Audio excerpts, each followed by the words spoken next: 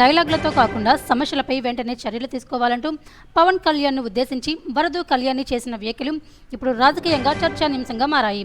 ఈ వ్యాఖ్యలు సోషల్ మీడియాలో వైరల్గా మారి పెద్ద డిబేట్ను రేకెత్తిస్తున్నాయి. పక్షపాతము లేకుండా సమాజ సమస్యలను పరిష్కరించవలసిన అవసరంపై ఆమె అభిప్రాయం నెటిజన్లను 2 వర్గాలుగా విభజించింది. రాజకీయ పార్టీలు, నేతలు కూడా ఈ వ్యాఖ్యలపై తమ అభిప్రాయాలను వ్యక్తం చేస్తున్నారు. అతను ప్రభుత్వ విప్ కూడా అరవ శ్రీధర్ అనే వ్యక్తి కీచక పర్వం మనం చూసాం. ఎంత జుగుత్సాకరంగా అతను వ్యవహరించిన వీడియోలు బయటికి రావడం జరిగింది. నిజంగా ఆ వీడియోస్ చూస్తే ఈ రాష్ట్రంలో ఉన్న మహిళలందరూ సిగ్గుతో తలదించుకున్నారు. అంత దారుణంగా అతను వ్యవహరించాడు.